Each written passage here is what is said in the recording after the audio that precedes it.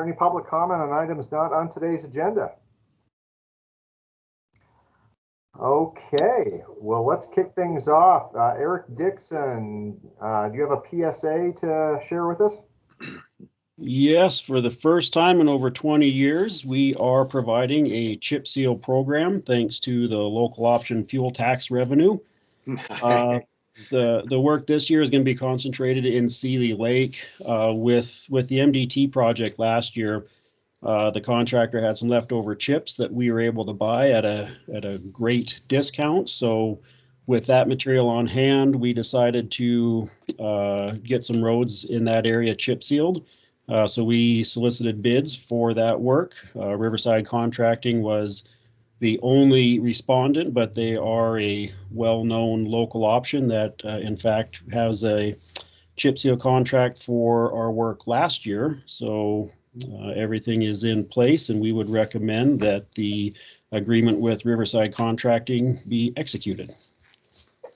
So, Eric, just to underscore this, did I hear you say this is being supported by our local option gas tax? Yes, our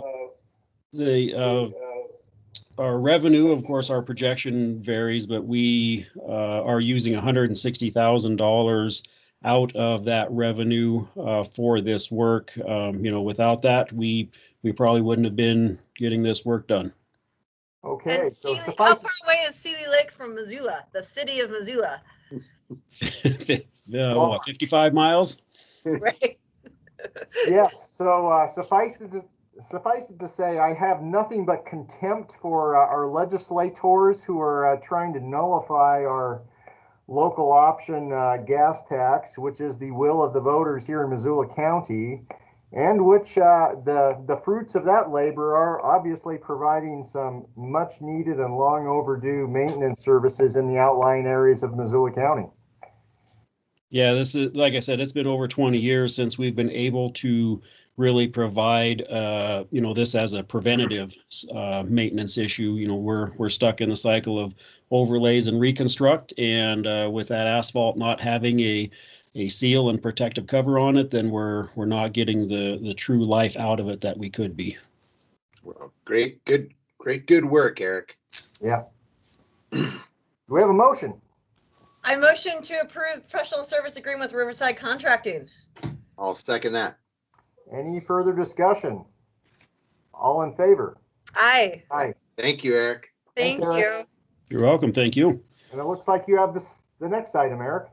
Yes. So last year, you may recall that we did some work again up in the Seeley and Condon areas with providing some hard surfacing on Holland Lake Road, Frontier Drive, Canyon Drive, and Placid Lake Road with millings from the MDT project.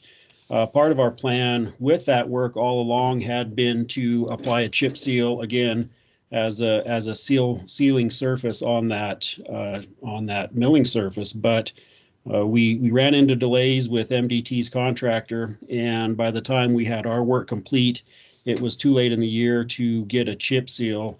Riverside Contracting had that bid as well, and they were willing to delay their work for one year, so they still have the contract to do that work. So this action is twofold. One, it extends the contract agreement date. We had originally had this terminated in August of last year, but with our delays, is something that we should have taken care of then, but was overlooked. So as we were planning for the additional chip seal work this year, that came to mind that the termination date was out of date by the time this was starting. So again, Riverside agreed to extend their contract time and do this work. And the second part of this is that we asked them to provide traffic control. When we set this up last year, we had most of our crew in the area working and would have been able to just keep them up there working with Riverside Contracting to provide traffic control and try to keep the cost down. This year with with only the Sealy crew in that area. We just don't have enough staff up there to complete the traffic control, and we have a lot going down here, so we don't want to send our guys up. So in the FY22 agreement that you just approved, that was set up with the contractor providing traffic control on that work. So since we have the same contractor doing both projects and providing traffic control on half of the work already, we just decided to ask them to amend their work, and they agreed to do that for a total cost of $14,000. So in summary, this action is to extend the contract date to August of this year and amend the contract to include $14,000 for traffic control. Great, thank you. Let's get her done. Okay, that sounded like a motion to me. That's the motion, sir. Second. Any further discussion? All in favor? Aye. Aye. All right. Thank Okay. you, Eric. Thanks, You're Thanks Eric. for making it work, Eric. Yeah, You're welcome. Thank you. way to figure it out. Okay, next we have Shannon Terrio with a contract between the Health Department and DEQ. Good morning, everybody. Thank you. This is an annual contract, very late this year, that we get a certain amount of funds from DEQ. A lot of that's passed through from the federal government to support our air pollution control program. And so this is about 30% of our program. We've been getting these funds from DEQ and the feds since we first started our program in 1969. And it's an important part to make sure that we can do all the things that we need to do, which I can go on and talk about if you want me to, or I can just stop and up there. Yeah. Shannon, do you want to, why don't you just go ahead and talk about the next item too, because that's a contract with DEQ also, is it not?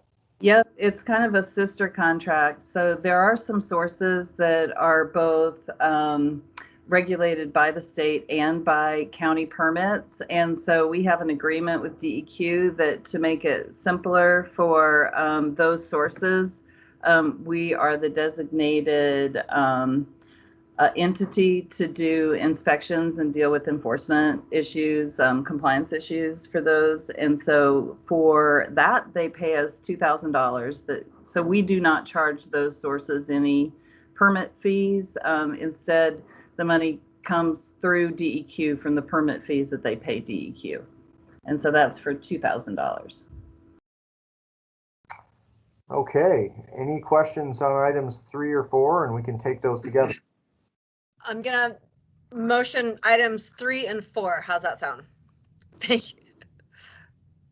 I'll second that. Any discussion on those contracts? All in All favor? in. Aye. Aye. Thanks so much, Shannon. Yeah, thanks, Shannon. Thank you. Thank you. All right. Kayla Talbert, are you out there? Yeah. Hi, good morning. Hi. So I am here to present the final contract amendment for the FY21 alcohol and other drugs. This one is with Western Montana Mental Health Center. A few weeks ago, I presented Open Aid Alliance and Stepping Stones counseling.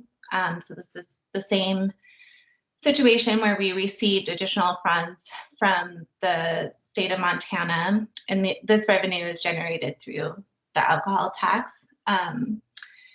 And the total amount will be, the total contract increase amount will be $131,388. And so the total contract amount will be $206,090.21. This work, they expanded their scope of work, but the grant term will be the same. So it'll end at the end of June of this year. Yeah, any questions on that? Yeah, Kyla, what is it exactly they'll be doing? You said expanded their scope of work. Yeah, so they are increasing, or they're expanding their Flagship program to Willard this year. Fantastic. They're doing, sorry, That- what? That's so good. That's great. Mhm. I'm surprised that Willard doesn't have Flagship already, and it's overdue. They did in the past, but this contract year, they were working with the public school system. So they didn't include it this year, but they were able to work a few things out. And so when this additional funds came available, they were able to provide some services there. They're increasing their training to their staff and a few other things that I can pull up if I need to. And the amount they're getting the biggest chunk of money from this additional funds because of how we allocated the percentage designation in FY20. They got 82% of the funds in FY20. So these additional funds have to go to the agencies that were under contract in FY20. Great, thank you. I'm glad to hear about Willard. Yeah, me too. Any other questions? No, was that your motion, Josh? Yes, thanks, Mon. Like, I second. All right. Okay. Any further discussion? All in favor? Aye. Thanks, Kayla. Thank you.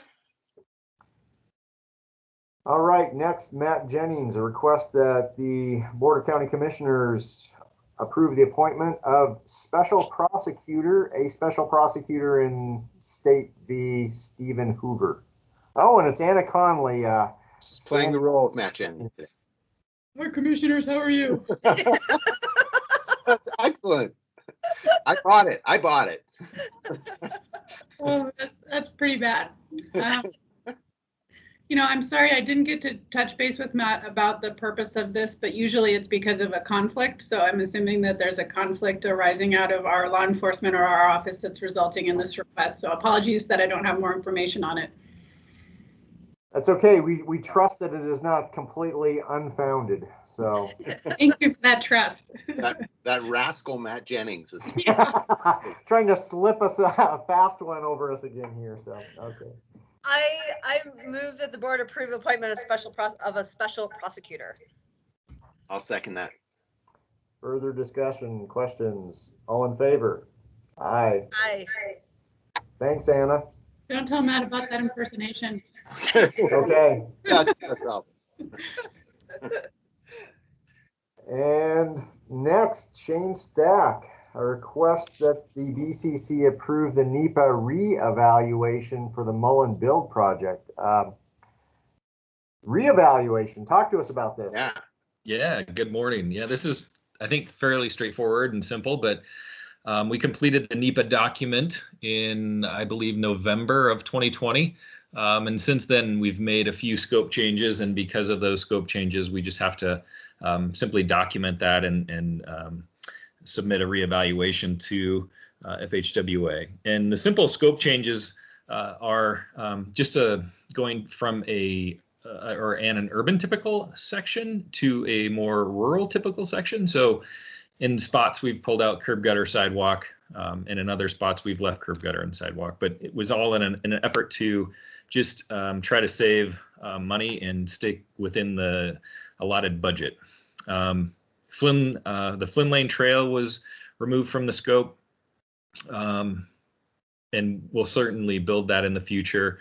And then just a couple, I guess, simple housekeeping items that had to be noted. The Flynn Lowney ditch was originally believed to require a Section 404 permit from the Army Corps of Engineers, and the Army Corps of Engineers got back to us and let us know that they really didn't have jurisdiction over the irrigation ditch, so we no longer need a 404 permit, and so that's noted in the reevaluation. And then the last piece is just a simple notification that the master plan changed from the Mullen area master plan to the Sioux-Tupkane area master plan, and yeah, those are kind of the simple changes. So just more of a process thing than anything. I'm getting confused where like the CADX applies am I, Well, what? it's a good thing to make clear, especially with the public listening. That's a good question. Thank you. You can help me out. Shane, this is the CADX is the level of environmental documentation for this project. Is that correct? Yeah, yeah, and it only covers the work that we are doing with the federal funding from Build, right? So, we've got a larger project area that will eventually want to build everything, but because of limited funds, we can only focus the categorical exclusion on those elements of the project that we're actually going to fund with the Build program funding. So things like stream restoration or a handful of the trails that will be funded later just with local dollars or future grant funding isn't part of this first phase. And the first phase scope is the only or are the only elements that are really necessary to be covered under the CADX and the reevaluation. Thank you so much. Okay. No, it's good. It's good to be said out loud for everybody. That was good.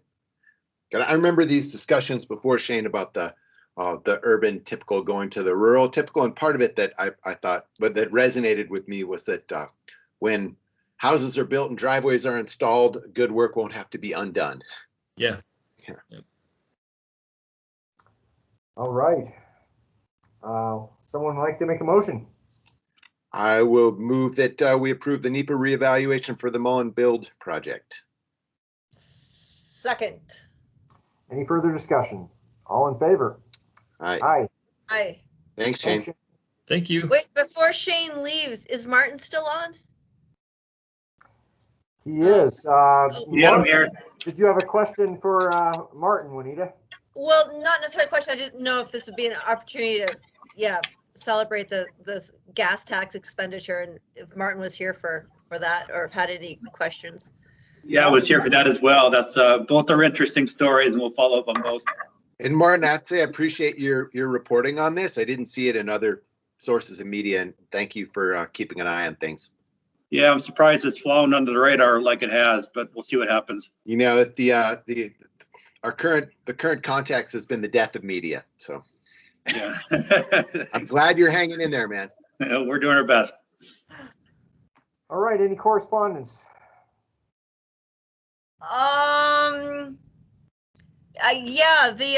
correspondence with April, I'm forgetting her last name, from down in Jackson Hole, where she had that link that I'd sent out about their housing policy pilot, and I didn't know should I go ahead and ask her if she's available to Zoom with us to talk about their strategy?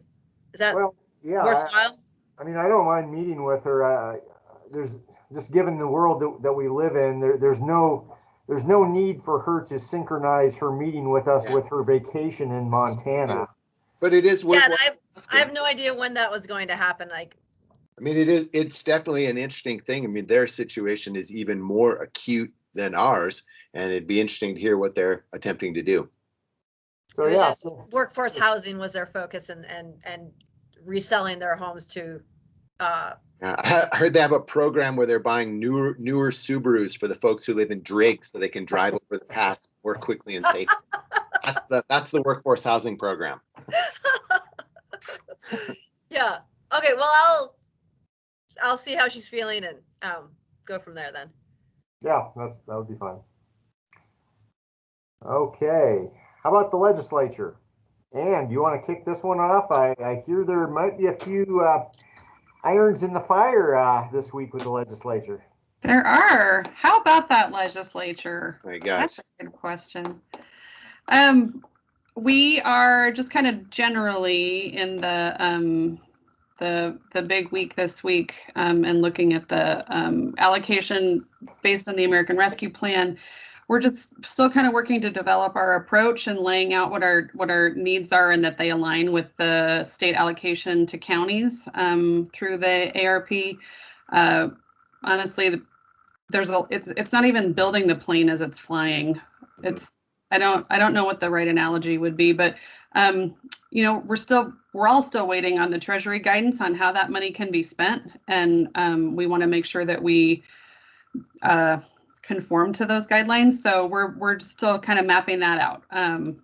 Anyway, so that's what I have on that.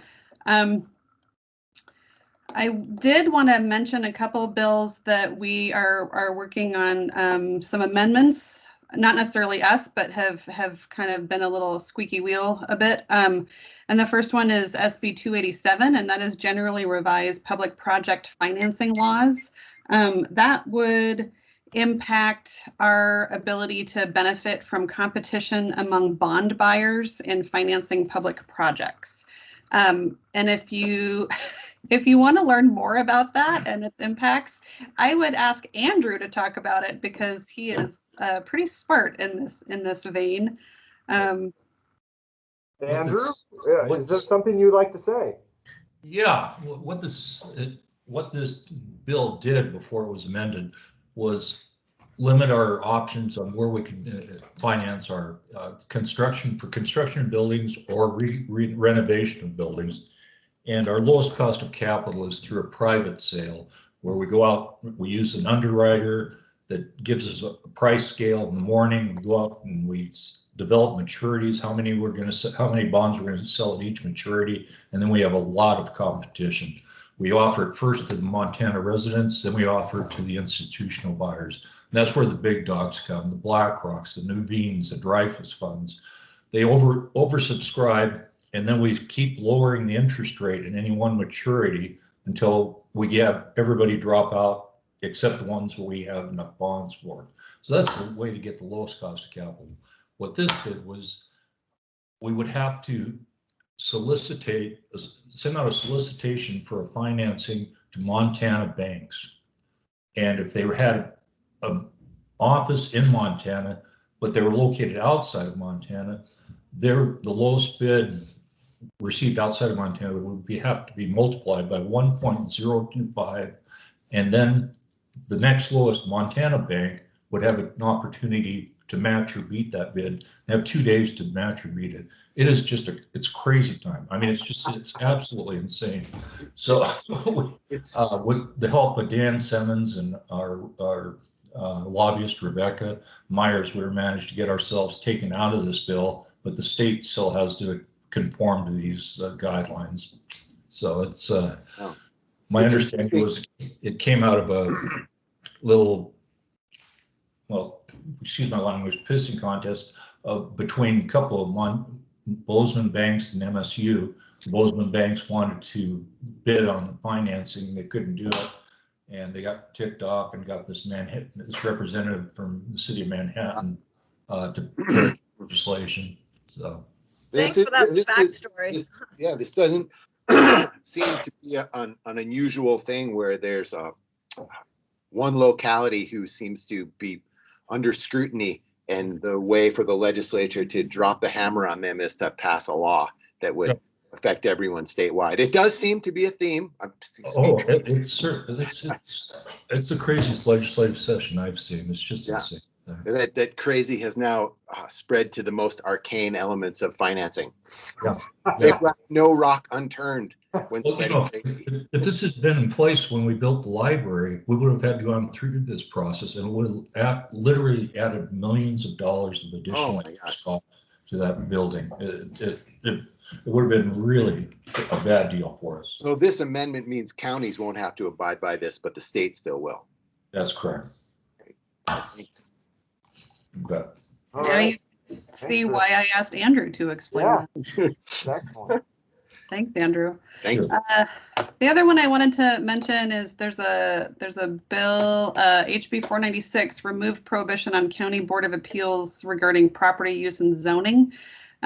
This is a good example of when the local government has a project in an area that may not necessarily comply with zoning, but we try to be a good neighbor and allow it and make decisions that allow it to comply with zoning to the best of our ability.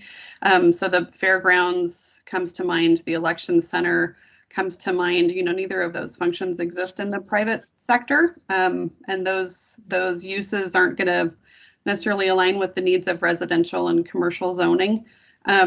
So the amendment is to not require that we comply with local zoning, but to ensure that we have a public hearing so that we can hear input from the neighbors and in the proposed project area and do a better, do a good job of meeting their concerns wherever we can.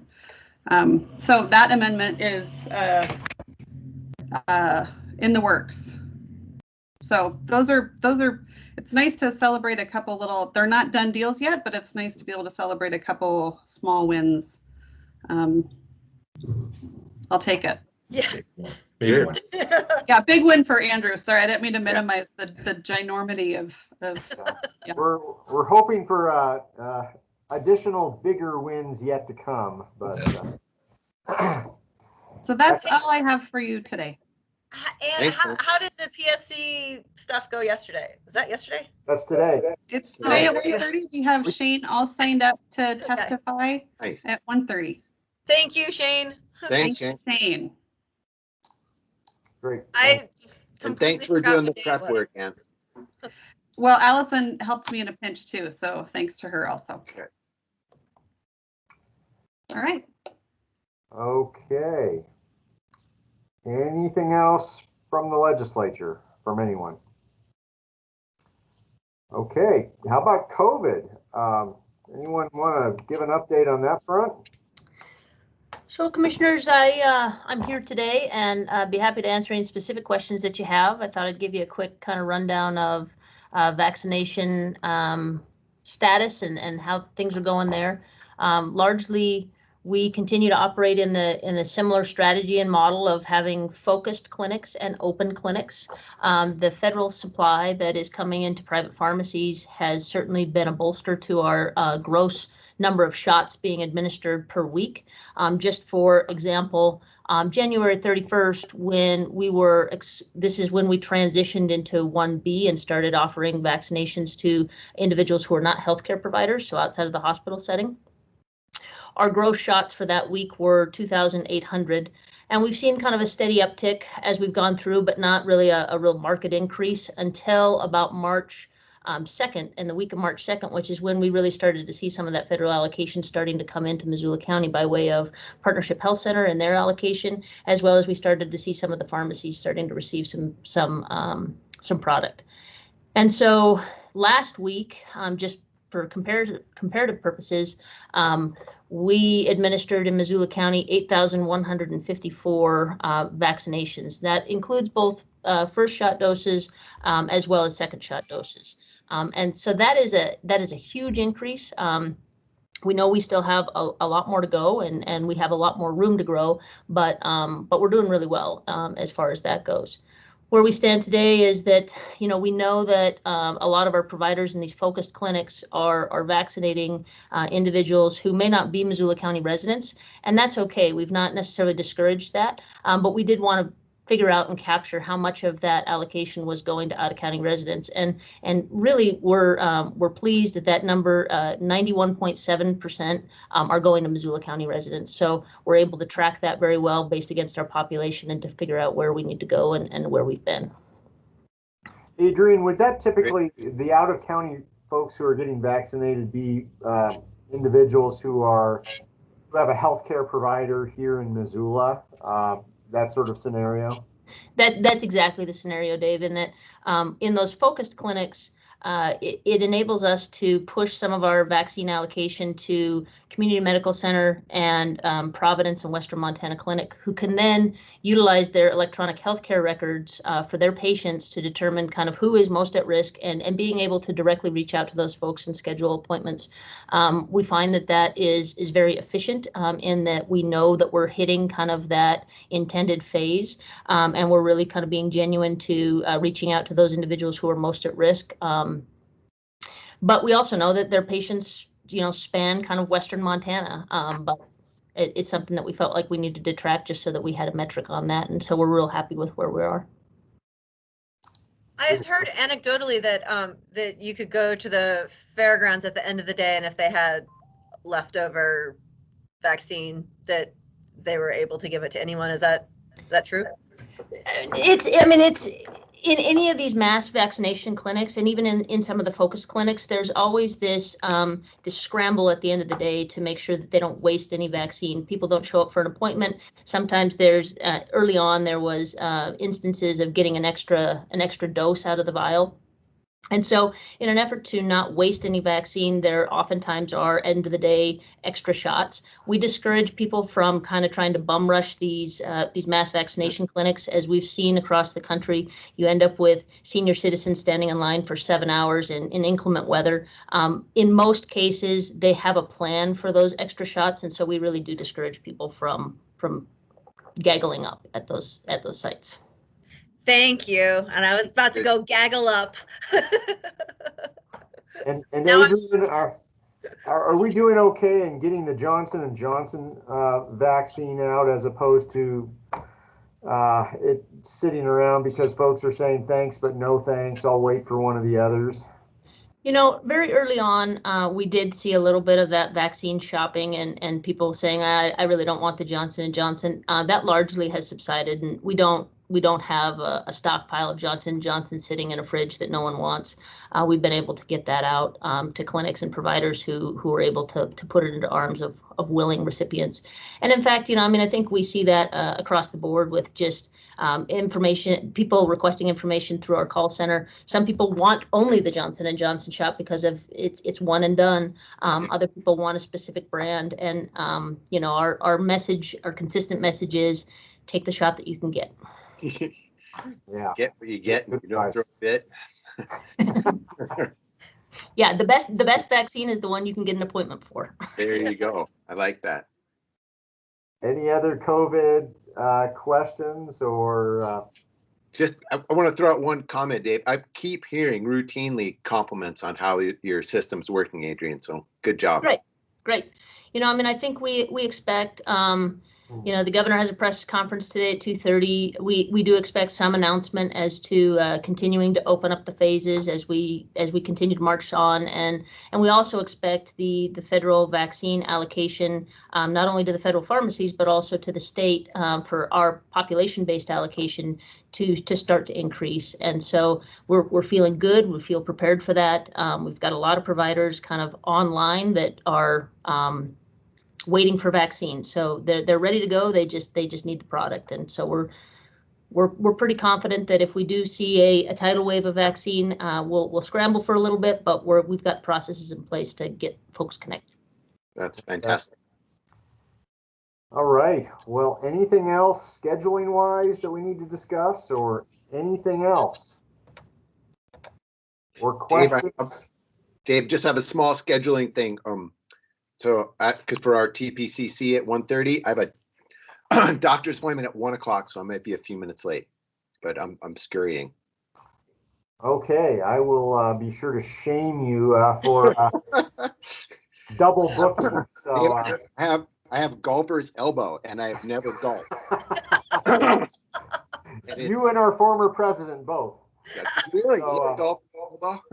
Well, he actually golfed. I have never golfed. Oh, okay.